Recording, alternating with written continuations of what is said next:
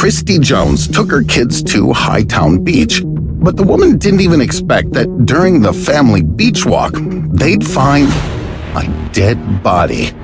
It was a skeleton, the upper part of which resembled a human being, and the lower part, the tail of a large fish. The authorities are still unable to identify who it belongs to. In the comments below the photo of this unusual finding, many users assume it's a mermaid. But we all know that sea maidens are just characters from myths and fairy tales. But why then are there so many unexplained cases of mermaids being seen by people in real life? Even more so, alternative biology provides a thorough explanation for the existence of such an organism and even considers possibilities for its evolution.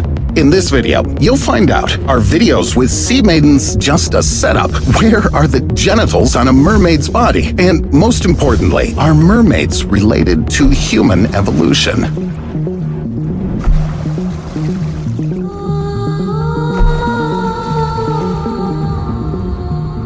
Leprechauns mainly exist in Irish mythology, gremlins in English, and tanuki in Japanese. But mermaid legends are found in the folklore of multiple completely different nations. Besides, some people claim they've seen sea maidens with their own eyes. They describe mermaids as beautiful young women with long, gorgeous hair, refined bodies, and a tail instead of legs. This image is based on the stories of Greek sailors, Vikings, and even Christopher Columbus. Whaling captains stated mermaids were most often seen swimming with herds of whales, and it was sailors who managed to get the first evidence of the sea maidens' existence, namely their skeletons. The small bone size was explained by the fact that they belonged to younger mermaids who, due to their inexperience, got caught in the net. People were willing to pay any amount of money to see such an exhibit. The most glorified specimen is this pretty lady, the Fiji mermaid. In 1842, an enterprising figure of circus art, Phineas Barnum, rented a skeleton and made a fuss all over New York. Many scientific journalists gathered at the exhibition of the unique skeleton. At the opening, a doctor of biology invited by Barnum declared the nightmarish mermaid real. Sure thing, this doctor was all but a scientist. The mermaid's secret was later revealed. Its small size was not due to the fact that it was a baby. It's just that the upper part belonged to an orangutan and the tail belonged to a large salmon. In fact, humans really do tend to confuse mermaids with marine mammals. Then it can be assumed that the skeleton found in 2021 in England was constructed from a dolphin's or manatee's skeleton. But who did the upper part of the skeleton belong to? It's too horrific to imagine it was a real person, but it may well be that someone could do such a thing to attract some tourists to Hightown. I mean, there are just a couple of short paragraphs about this uneventful village on Wikipedia. But if a skeleton can be faked, what about modern videos that show mermaids? It's not another fable or legend.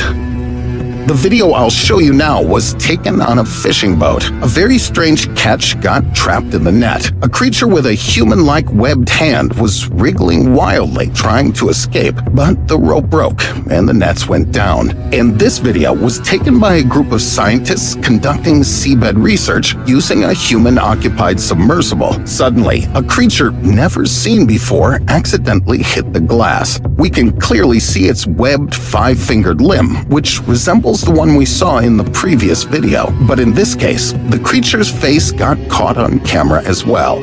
However, it looks pretty much how people imagine alien invaders. And this video was shot in the UK by Coast Guard workers during a night watch. Here, we see a creature with a physiology atypical neither for a human nor for a marine inhabitant.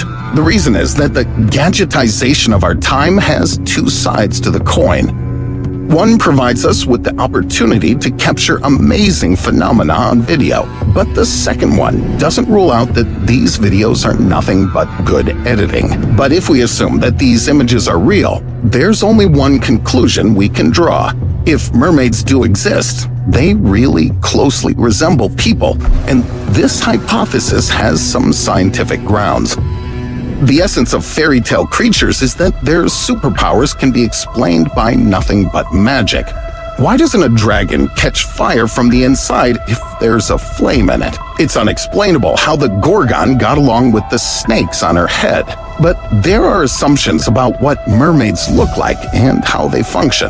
They're just referred to as alternative biology or pop science. There's speculation that these creatures are lungfish. They can breathe atmospheric air with their lungs like humans, or get dissolved oxygen out of water with gills like fish. The long hair is explained by evolution. It was formed to be clutched by babies for them not to be taken away by the current. But the mermaid's hands are shorter than ours. They are also simplified, and with the option of being folded along the body for a streamlined shape. And to provide even more significant streamlining, such excesses as the nose and the auricles were deformed. And that already resembles the appearance of the creature we saw in the image taken by eyewitnesses. They also have a third eyelet. It covers their eyes in the water, and it rises when a mermaid comes to the surface. Thanks to this, mermaids can see well in any environment. Since mermaids' diet consists of fish, their dental system is not like ours. Their jaws are enlarged and protruded, and they have more teeth. And to maintain thermal regulation, a mermaid needs a decent layer of fat. It's not how you pictured Ariel, right? The genitals are probably different from human ones too. Mermen will have their testicles in their body cavities, as well as their penis, which will come out only in an erect state. And the external genitals of mermaids are covered with skin folds to protect against constant water ingress. It appears that, from a biological point of view, such a creature may well exist. But how could it come into being? What if mermaids are not just a myth, but a separate species that emerged early in evolution when humans formed? Mermaids are often depicted with a sagittal crest. Some primate species have the same thing. It's most commonly seen in adult male gorillas and orangutans, and sometimes in male chimpanzees. It's also believed that the ability of humans to walk upright developed in shallow waters, where it was easier for our ancestors to find food in the form of various fish species. It was also by the water that ancient humans could begin to develop intelligence. That's because for normal brain function, we need iodine and fatty acids, which are found in crustaceans and shellfish. What if, many millions of years ago, our ancestors had to escape the earthquakes and volcanic activity that raged along the coast of East Africa? Some of the ancestors moved further onto land, retaining features formed during that phase of evolution. And the rest of them could well have gone underwater and developed there. One group just diverged from the other and thus evolved differently. The second group could first move to swamps or mangroves and then to lakes and seas. All of the above indicates that we can really share a common ancestor with mermaids.